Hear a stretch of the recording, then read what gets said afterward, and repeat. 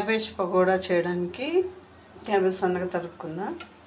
దీనికి ఇప్పుడు మనం చిల్లీ ఒక 2 సన్నగా చాప్ చేసిన చిల్లీ, ఇంకా ఆనియన్ సన్నగా ఇచ్చేసిన ఆనియన్, సరిపోయేంత సాల్ట్, పావు స్పూన్ సరిపోయేంత సాల్ట్, పావు స్పూన్ మిరప్పొడి, పావు స్పూన్ జీలకర్ర వేసాము. కొద్దిగా హాఫ్ స్పూన్ అల్లం తెల్లగడ్డ పేస్ట్, కొత్తిమీర, కరివేపాకు 2 కలిపి వేసేసి దీన్ని కలిపి ఒక 5 minutes పెట్టేసినాక పిండి వేసుకుందాము. ఇలా కలిపి పెట్టేస్తే కొద్దిగా వాటర్ వదులుతుంది.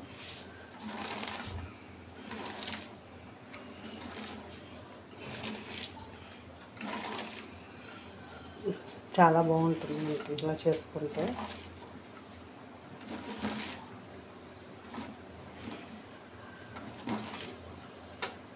కలపెట్టడానికి ఇబ్బందిగా ఉంది కదా, బౌల్ వేసుకుందాం. కాసేపు ఇలా వదిలేసి ఆ తర్వాత బౌల్ వేసి పిండి వేసి కలుపుకుందాం.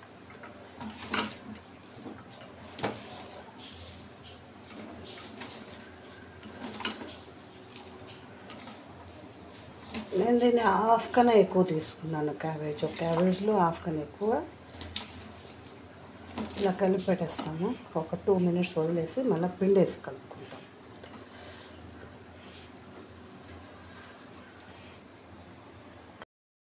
టూ స్పూన్ రైస్ పౌడర్,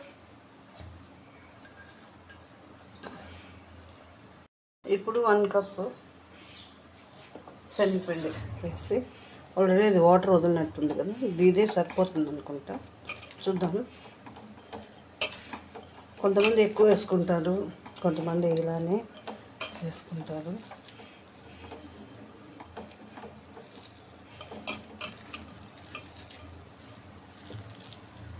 కొద్దిగా వాటర్ వేస్తాము.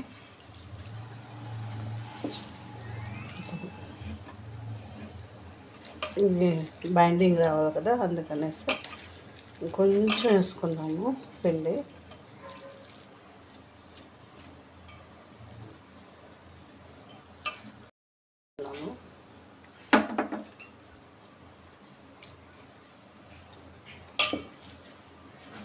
ఇప్పుడు సరిపోతుంది దానికి, బోండాలకి. ఓకే, మీకు కావాలంటే ఎక్కువ వేసుకోవచ్చు, మీరు తినేదాన్ని బట్టి. కాసేపు దీన్ని అలానే పెట్టేస్తాము.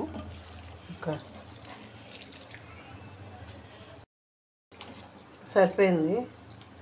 ఇలా ఆయిల్ వేసుకోవచ్చు మనం. ఇలా ఇప్పుడు వేసుకుందాం బోండాలు.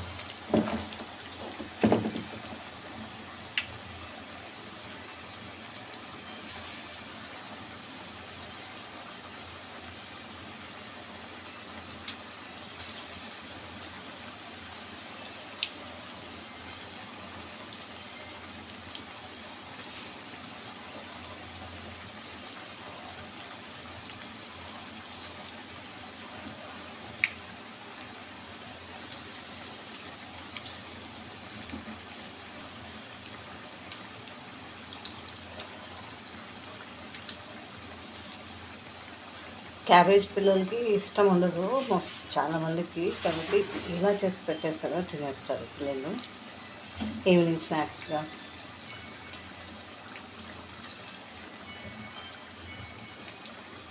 Please my dear friends, like చేయండి.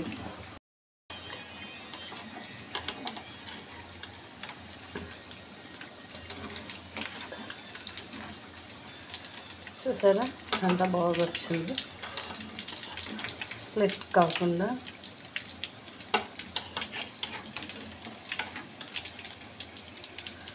ఆనియన్ పకోడా లాగా ఉంది. ఇలా పొటాటో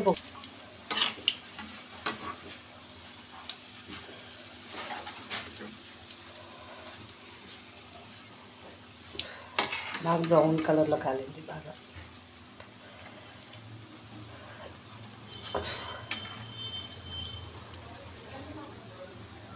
విత్ చాయ్ సూపర్గా ఉంటుంది.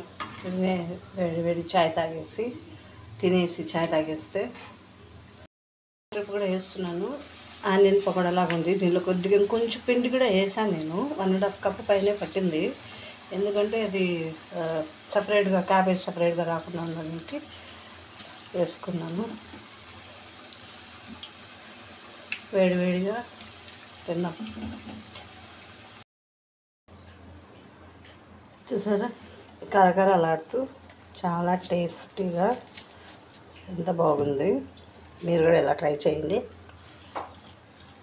సూపర్.